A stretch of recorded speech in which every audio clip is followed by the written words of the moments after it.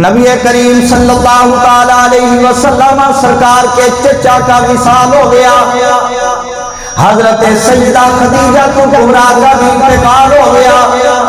امام الانبیاء طائف کی بستی کے اندر گئے لوگوں کو رب تعالیٰ کی توحید کا پیغام پہنچانے کے لیے، اور طائف کے مکینوں نے آگے سے آپ سے اچھا سلوک نہ کیا۔ امام الانبیاء صلی اللہ تعالی علیہ وسلم آپ سرکار دل برداشتہ ہو گئے۔ جب آپ معراج کی رات آئی، آپ سرکار دل برداشتہ تھے۔ ایک تو آپ کو یہ صدمہ تھا کہ میں ان کو رب تعالیٰ کی طرف لے جانا چاہتا ہوں، میں ان کو جہنم سے بچا کر جنت کے اندر لے جانا چاہتا ہوں، یہ میری مخالفت کرتے ہیں، یہ مجھ کو تکالیف سے دو چار کرتے ہیں۔ اور ایک آپ کو یہ صدمہ تھا کہ آپ کے غمخوار چچا حضرت ابو طالب کا انتقال ہو گیا، اور ایک یہ صدمہ تھا کہ آپ کی رفیقہ حیات حضرت سیدہ خدیجہ کبریٰ کا وصال ہو گیا۔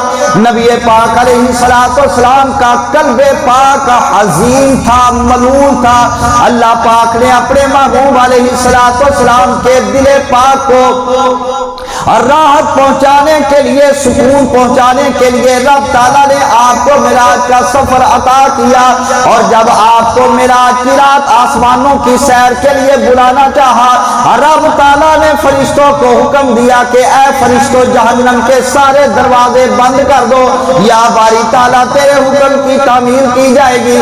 جنت کے سارے دروازوں کو کھول دو، یا مولا تیرے حکم کی تعمیل کی جائے گی۔ اللہ رب العالمین نے فرمایا آج کی رات آسمانوں کو سجا دیا جائے، آج کی رات جنت کو سجا دیا جائے۔ آسمانوں کے دروازوں کے محرابوں کے اوپر قرآن مجید کی وہ آیات جن کے اندر نبی پاک علیہ السلام کی شانوں کا بیان ہے، جن کے اندر امام الانبیاء کے اوصاف حمیدہ کا بیان ہے، جن کو کہ نعت مصطفیٰ کہا جاتا ہے، اللہ رب العالمین نے وہ آیات لکھوا دی۔ ارے بعض لوگ تو دنیا کے اندر اس زمین اور فرش کے اوپر بیٹھ کر امام الانبیاء کا ذکر کرنے کے دلائل مارتے ہیں۔ قربان جائے معراج کی رات اللہ رب العالمین نے آسمانوں کے محرابوں کے اوپر آیات قرآنی کی صورت میں امام الانبیاء کی نعت کو رقم کروا دیا تھا۔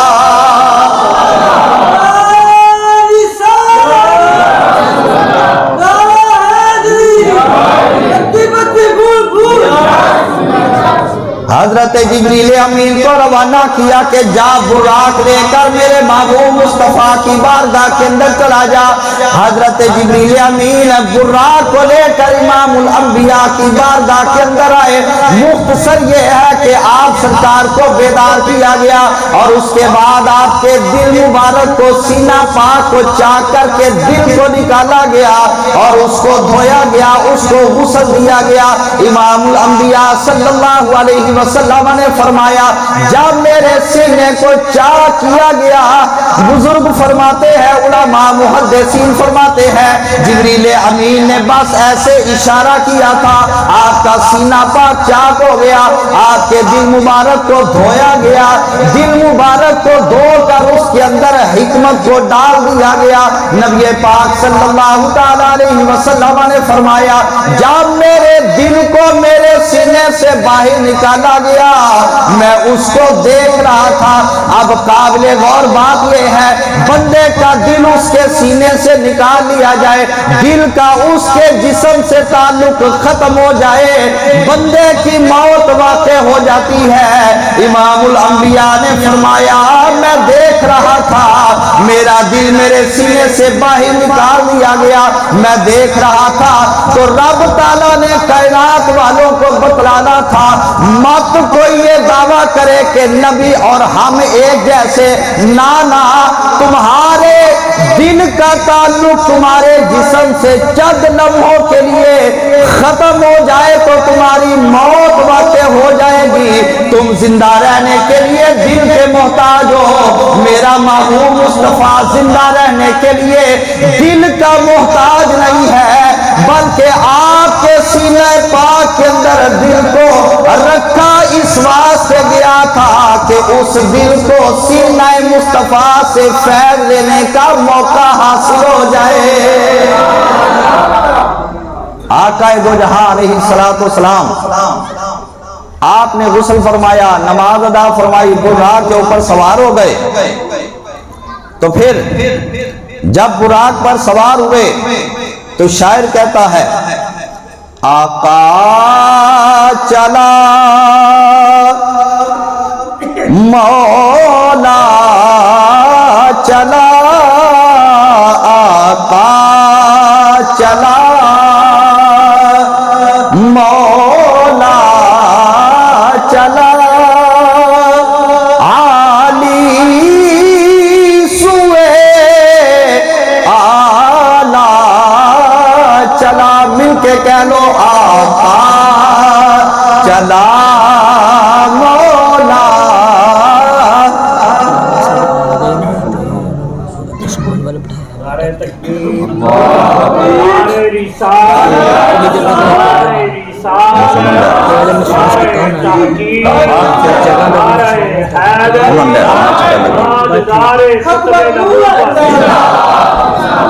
ہمارے مہمان حضرت علامہ مولانا مفتی محمد طاہر تبسم صاحب تشریف فرما ہو چکے ہیں، آپ تشریف لے آئے ہیں، بس چند لمحوں تک آپ اسٹیج پر رونق افروز ہو جائیں گے۔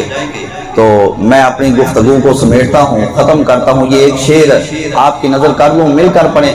آقا چلا مولا چلا، عالی سوئے آلہ چلا، اللہ کا پیارا چلا، مل کے کہنے اللہ کا پیارا چلا، سینے کا زور بجائیں، سینے کا اللہ